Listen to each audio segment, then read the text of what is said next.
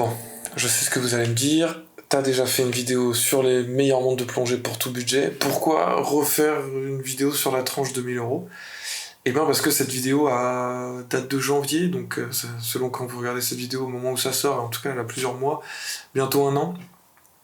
Et du coup, depuis, j'ai découvert une nouvelle montre qui pour moi éclate tout en dessous de 1000 euros. Donc c'est de ça qu'on va parler aujourd'hui. Et cette montre, plutôt que juste vous en parler, vous montrer des photos, etc., je l'ai avec moi. Salut à tous, désolé d'interrompre votre programme, c'est Vincent du montage. J'ai oublié de dire, c'est vraiment ma montre, c'est ma femme qui me l'a offert. C'est pas une montre qu'on m'a prêtée, c'est pas sponsorisé ou quoi que ce soit. Donc n'hésitez pas à vous abonner pour booster la chaîne parce que cette vidéo n'est pas sponsorisée. Donc qu'est-ce que c'est? J'arrête le suspense un peu, vous l'avez vu, peut-être que certains l'ont déjà reconnu. Non, oui, non. Cette montre, c'est la Boulder Odyssey Freediver. Mais donc qu'est-ce qu'on a pour moins de 1000 euros? Ici, comme vous le voyez,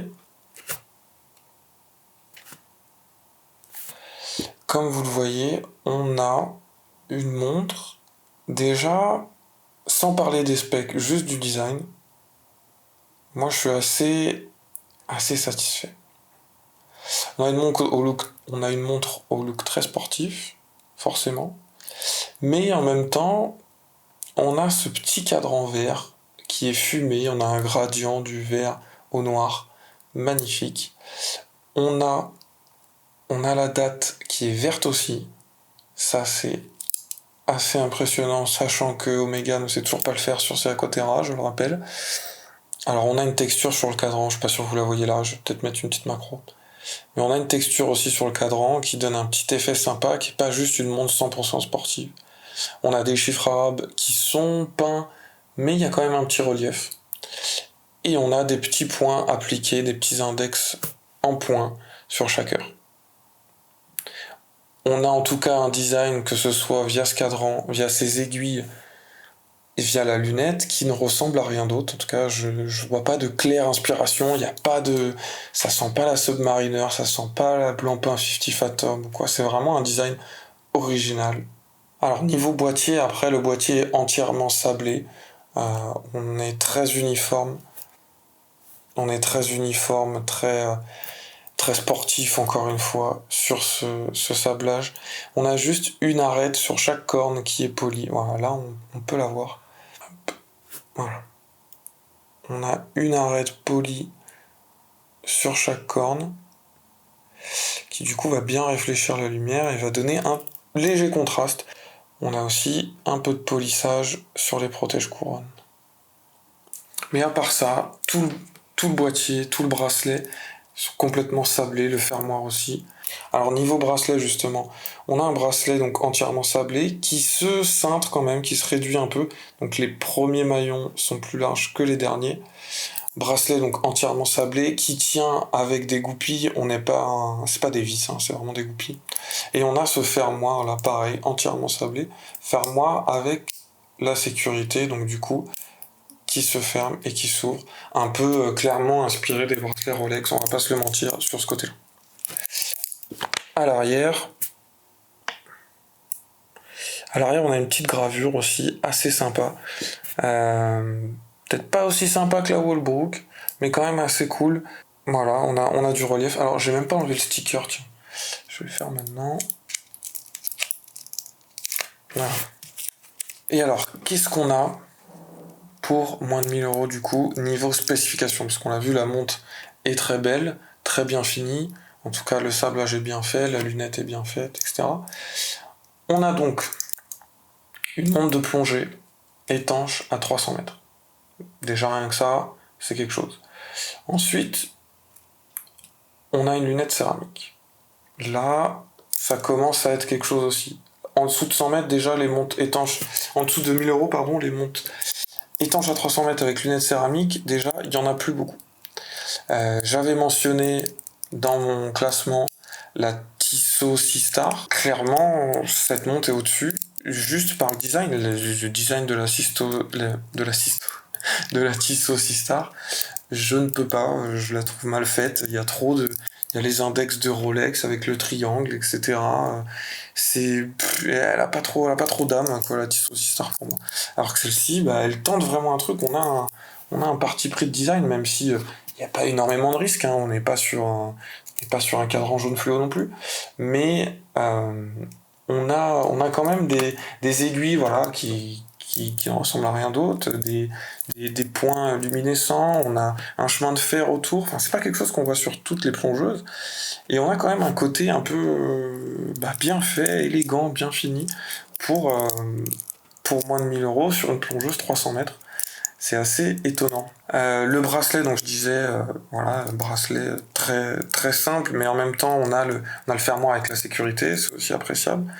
On a on a les pompes qui peuvent s'enlever facilement. Le dernier maillon est plein, forcément, c'est pas juste de la tôle pliée, on a un dernier maillon qui est dans la masse. Tous les maillons sont dans la masse, hein, bien sûr, hein, c'est pas de la tôle pliée comme ça pouvait être le cas avant sur les Seiko d'entrée de gamme.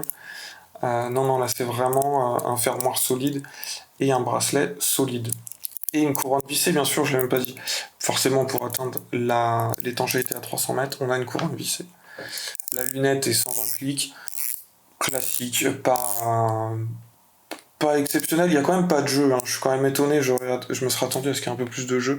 Franchement, il y a quasiment zéro jeu dans cette lunette, c'est vraiment bien fait. Il y a zéro jeu, il y a zéro jeu dans cette lunette. La lunette, en plus d'être céramique, est complètement luminescente, donc elle est graduée tout le long, ça aussi c'est cool, c'est un détail que j'adore, et elle est luminescente entièrement, il n'y a pas juste le triangle, tout est luminescent.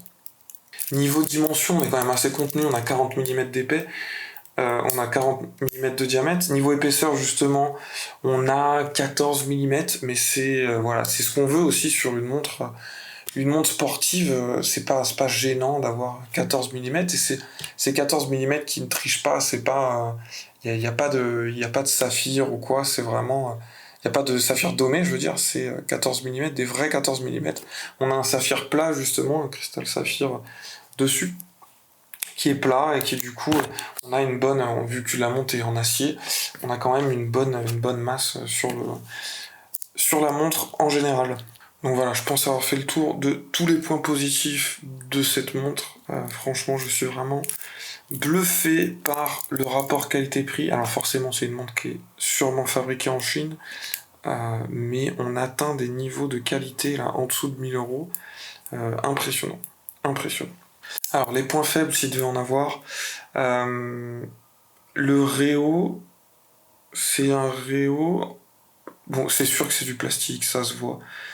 Je sais pas comment ils auraient pu faire autrement. Je pense que en vrai, quand on voit la montre en face, ça ne gêne pas. Quand on la voit de côté, on se dit bon, c'est du plastique. Mais en même temps, est-ce que ça fait plus cheap que celui de la Pelagos? Pas sûr. En tout cas, il est bien fait, il est creusé pour les points appliqués. Franchement, ça reste bien fait. Et ensuite, côté point faible, je pense que je dirais le bracelet. Forcément, je suis spoilé, trop habitué à celui de la Rolex. Le bracelet Oyster est vraiment excellent de la Rolex. Ça se voit que ça fait des années qu'il le taffe. Là, on a un bracelet qui est quand même... Les maillons sont intéressants, mais le fermoir est générique, même s'il y a le logo de la marque sur le fermoir. Ouais, je sais pas si vous arrivez à voir. Voilà. Même s'il y a le logo de la marque sur le fermoir, ça reste un fermoir générique. Il est solide, mais c'est quand même pas le plus confortable. Et les maillons aussi. En fait, je pense que ce qui manque, c'est sur les bracelets Oyster, et c'est là qu'on voit la différence de gamme de prix, mais forcément, on a 5-6 fois la différence de prix minimum. C'est que les maillons sur le côté, chaque côté de maillon, donc vraiment pas le côté, mais vraiment chaque arête, ici, hop, chaque arête externe et interne, et surtout interne, que ce soit sur le maillon ou sur le fermoir, ici, c'est vraiment des arêtes qui là sont brutes, alors que sur le bracelet Oyster, on a un très léger arrondi, un très léger chanfrein. Enfin, en tout cas, on a un arrondi, on n'a pas une arête aussi vive, qui du coup améliore le confort en fait. Lorsque la montre est sur le poignet, lorsqu'on l'enfile déjà, et lorsqu'elle est sur le poignet, et qu'elle peut glisser un peu latéralement, bah ici ça râpe un peu. Sur le bracelet Oyster, c'est pas le cas. Voilà la grande différence entre les deux, mais forcément, on a un bracelet chez Rolex qui vaut bien plus cher. En tout cas, le bracelet reste quand même très confort pour le prix. J'en suis extrêmement content. Je suis plus que satisfait et je ne pensais pas trouver dans ces gammes de prix un bracelet aussi qualitatif. Maintenant, si j'ai la possibilité, je pense que je vais quand même la passer sur un rubber vert foncé ou noir. Je pense que ça peut très bien rendre aussi. Alors niveau mouvement, j'en ai même pas parlé. Niveau mouvement, c'est un Miyota à l'intérieur, Miyota série 9. Euh, Forcément, j'ai envie de dire. On est en dessous de 1000 euros. Ça peut pas être du Suisse, à part chez Tissot. Forcément, Tissot, c'est le Powermatic 80 qui a un ETA modifié. Voilà, c'est là aussi où, par contre, elle est en dessous de la Tissot, on va dire, niveau mouvement.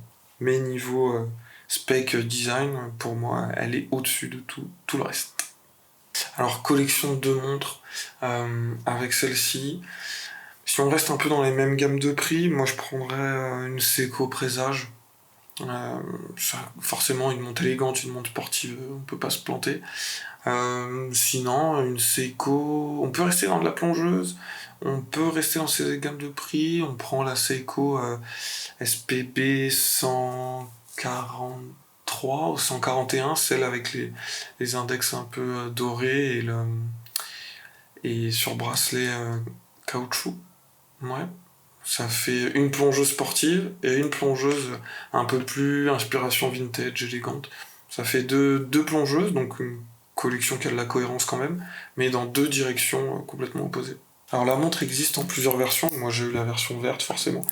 Je me suis rendu compte il n'y a pas si longtemps en fait que vert c'était ma couleur préférée, donc ma femme a très bien choisi, j'adore cette montre. J'avais pas de montre verte encore, donc raison de plus pour kiffer cette montre. Et il existe, il me semble, une version bleue, j'imagine, rouge, une version météorite. Donc il y a de quoi faire dans la gamme Polder. Et forcément, une plongeuse aussi sportive comme ça, étanche à 300 mètres, lunettes céramiques, bah, ça explose tout en dessous de 1000 euros en fait.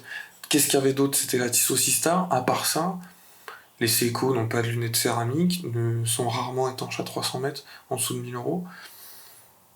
Vous avez des exemples de montres étanches à 300 mètres, lunettes céramiques en dessous de 1000 euros, autres que la Tissot Seastar? Bon, en vrai, je me suis un peu emballé. Il y a plusieurs micro-marques qui proposent ça en dessous de 1000 euros, genre Zelos. Mais allez-y quand même, donnez-moi vos exemples en commentaire, je suis assez curieux. Voilà pourquoi, pour moi, c'est la meilleure plongeuse en dessous de 1000 euros. Donc voilà, je conseille Boulder. Vous pouvez y aller. Allez, c'est tout pour moi. À la prochaine. Ciao.